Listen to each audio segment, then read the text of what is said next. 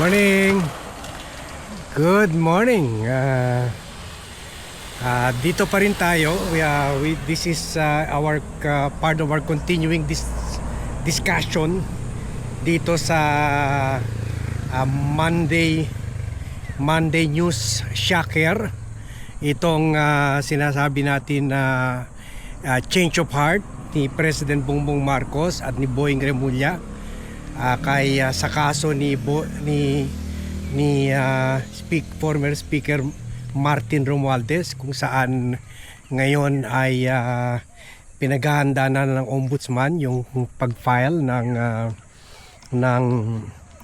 plunder pa, non-bailable case laban kay Martin Romualdez at Chis Escudero in relation to the 2 trillion flood control scam. Actually, kahit in the past vlogs na we already suggested and recommended to the President na ilaglag na niya itong pinsan niya because he is dragging him. Dragging his popularity rating down. Mga kwan na lang ata siya ngayon Mga 20 plus na lang si Presidente, lowest among other Philippine presidents in their fourth year. Among the lowest itong kay President Bongbong Marcos.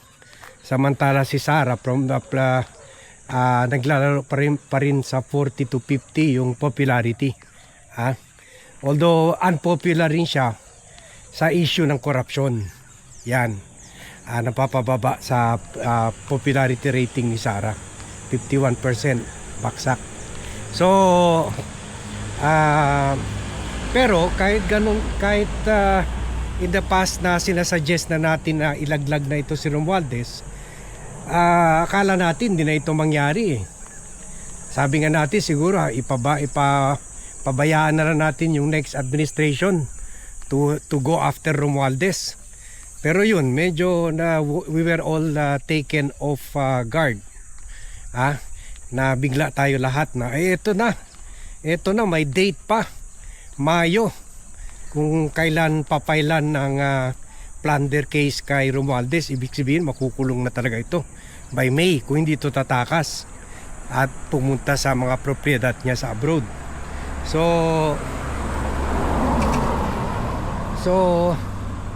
kahit yung DDS forces nabigla dito, hindi nila alam kung paano mag-react. Although marami sinasabi, wala to, moro-moro, another budol-budol na naman yan, mag-ingat tayo dyan, wala yan, echo lang yan, scripted na naman yan ni President Bongbong Marcos, ganon. So pati sila nabigla. Pero sa totoo lang, from the PR point of view, kung itutuloy ito, at from the PR perspective, kasi sa mga bago lang, yan kasi ang bread and butter ni VAD, yung campaign, paghahawak ng mga campaign operation, political campaigns, managing of political campaigns, public relations, crisis management ng mga politiko and big businesses. As President and CEO of Dean and King's Communication, so kung from our professional perspective, kailangan talaga gawin ito ni President Bongbong Marcos by the next SONA, kasi siya talaga ang mabubugbog sa next SONA kung mahalata na lahat ng maraming tao. Tayo alam na natin, kitang-kita na natin na pinoproteksyonan niya talaga si Romualdez. Pero by the next SONA, mas marami na ma-realize na nabudol-budol lang talaga sila sa mahiya naman kayo speech. Kasi hindi pa nakukulong si Chis, hindi pa nakakulong si Romualdez. So ngayon at least ito naman si Boying Remulla ang masisira kung hindi niya itutuloy yung filing by May. Sana nga hindi lang itong echo, yung mag-file siya pagkatapos hindi maglabas ng arrest warrant. So ma-defeat rin ng Sandigan Bayan, ma-defeat rin yung purpose. Pero almost matik naman yan basta plunder. So kung magagawa ito ni President Bongbong Marcos, which from the professional point of view, at parati natin sinasabi ito na dapat gawin niya, this could really boost, this could improve his rating. Kasi ma-realize ng tao kahit halata na nilaglag si Romualdez to save Sandro Marcos na link rin sa 15 billion allocables, si Romualdez sa 14 billion allocables, as well as trillions in insertions from 2022. Ganun pa man, well, this is not a perfect world. Ganun pa man, pero kahit pa paano maniniwala na yung mga tao na Marcos means what he says and says what he means. Kung napakulong niya or napaundaran niya ito si Romualdez. Alam niyo naman dito sa Pilipinas walang nahuhuli, naundaran lang, like Atong Ang, Bato de la Rosa at Gerard Bantag. So kung kahit maundaran lang si Romualdez, at least alam ng tao na wanted na siya, alam ng tao na may gumawa effort si President Marcos to go after him. So baka yun rin ang senaryo nila na okay, sige, isakripisyo ka na lang namin, ikulong ka na, kasuhan ka namin, pero tumakbo ka na bago lumabas yung arrest warrant sa'yo. Kagaya kay Saldico na wala na tayong narinig na ginagawang effort ang gobyerno para ipabalik si Saldico. Di ba, wala na. Press release na lang. Ine-enjoy na ni Saldico yung nakaw niya. So yan ang pero ganun pa man, syempre sa mata ng masa, o yun, at least pati pinsan kinasuhan ni President Bongbong Marcos, pinakulong kahit hindi pa nakakulong, nakatakas. So ganon. So makaka-boost ito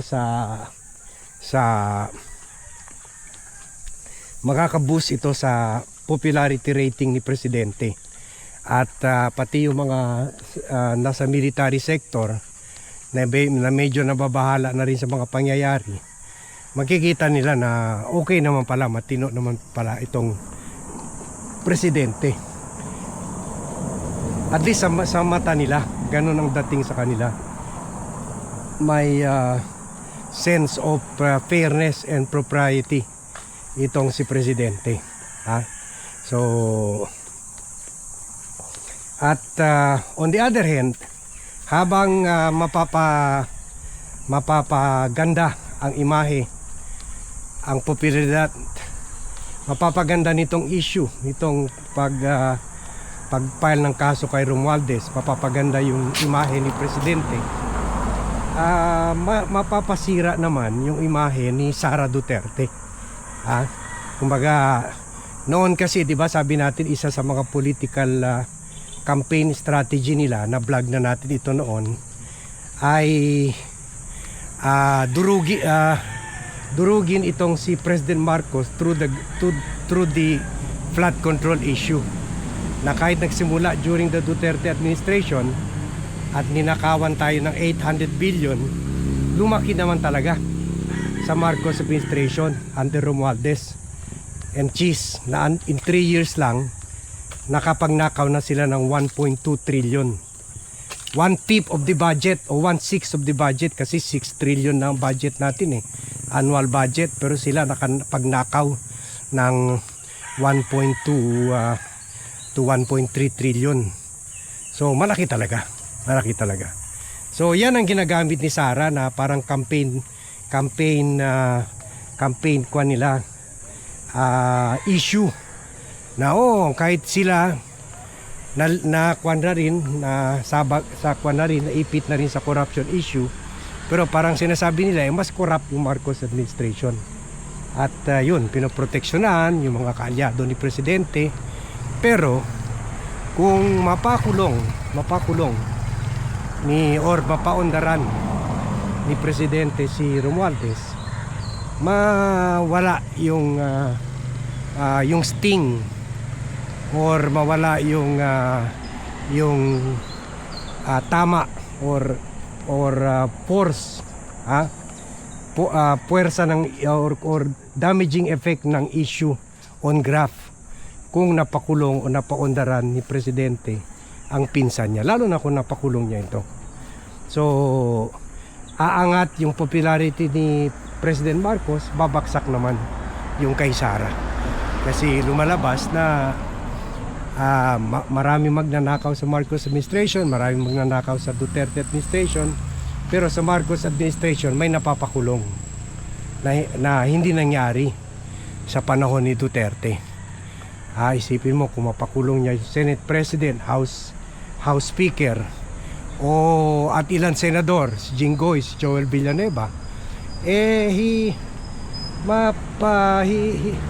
pwede natin masabi tinalo pa niya yung record ni the late President Benigno Aquino III or si Pinoy, na napakulong ng isang presidente, isang Senate President at dalawang senator.